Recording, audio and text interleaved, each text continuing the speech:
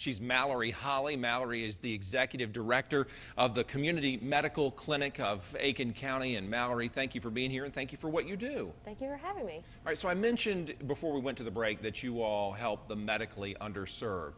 So I'll start with a really general question. How do you determine who that is and how do they prove it, that they can't afford medical care and they need you?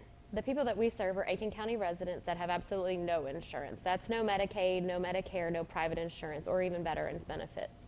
And they come to us and they prove their income based on their taxes, their Social Security monthly amount, or food stamps, how much they receive in food stamps, and then they have to have a chronic health condition. If they meet all of those qualifications, we're here to help them with office visits and medications. Describe the type of people that come into your office, because in this day and age there's this misconception that everybody has insurance.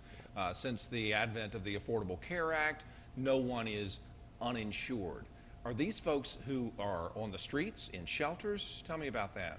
We do see that. Some of our patients are homeless, kind of bouncing around. Some are part-time workers. We see people that are working in restaurants, people that are cleaning your local Walmart, people that are working at our local dry cleaners. Those are the people that we help. A lot of times they're working part-time and then they're not offered insurance. And they're also not required to purchase insurance through the Affordable Care Act because their income is not at a certain level where there is something affordable. Do they have to pay anything? And you mentioned the person who's working at the Walmart. Say they are gainfully employed. Is there any contribution that's expected from people based on whatever income they might have? At our organization, there are no fees associated with receiving medications, receiving office visits. A lot of times what we see when they're working part-time, those medications that they're required, even part-time workers have a hard time paying for that. So we want them to use that money to make sure that they're making healthy lifestyle choices when it comes to grocery shopping. If their food stamps don't cover a healthy week's worth of meals, hopefully they can use that income that they have to make healthy lifestyle choices outside, and we can at least provide the office visits and medications to them to keep them going on that healthy lifestyle track. Tell me a little bit about the team that you have working there. Where do these medical experts come from, and why do they volunteer or work for y'all? We staff a nurse practitioner 2 days a week. Otherwise, all of our doctors are volunteers, our nurses are volunteers, our pharmacists are volunteers, and so we just very much rely on our local community base to provide the services that we need to provide for our clients.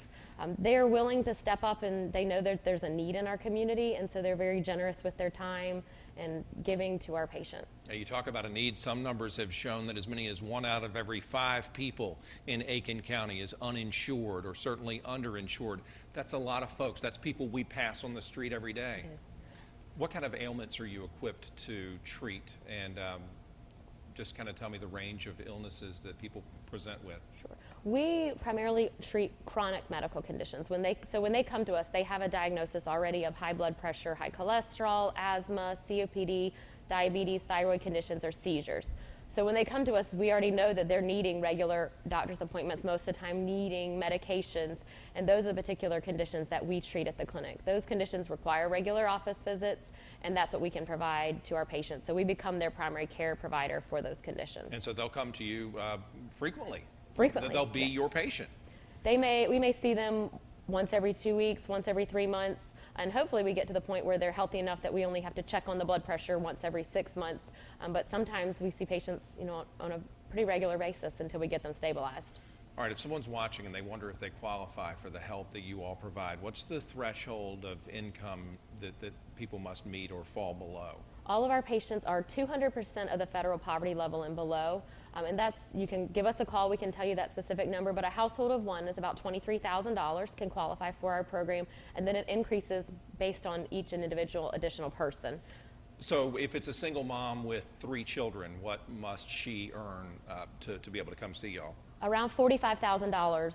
Anything over that would disqualify her, but anything below that, she's eligible for our services. All right, so if mom's making 45 or less and wondering how she's going to pay for insurance for she and her children, she can come see y'all. Absolutely.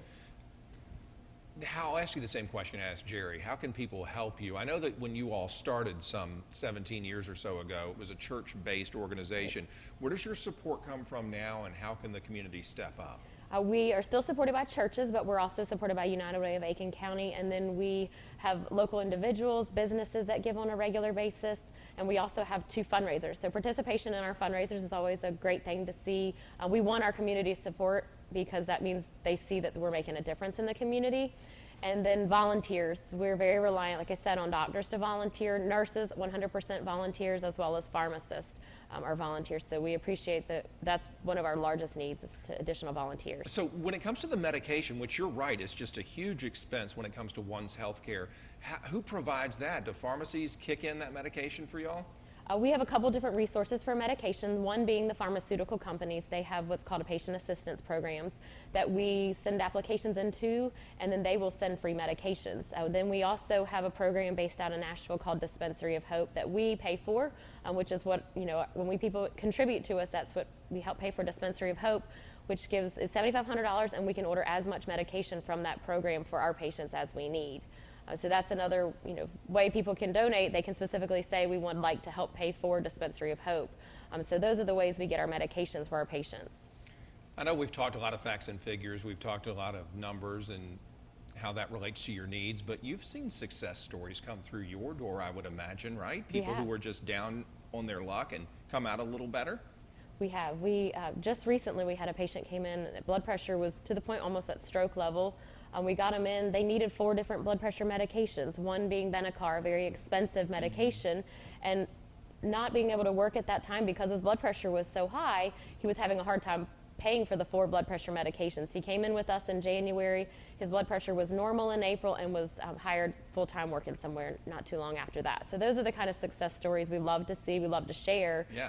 But at the same time, we have to emphasize, remember, if he didn't have our help with those 4 blood pressure medicines, he may not have been able to get back in the workforce. Right. If your doors weren't open, things could have turned out much worse. Right.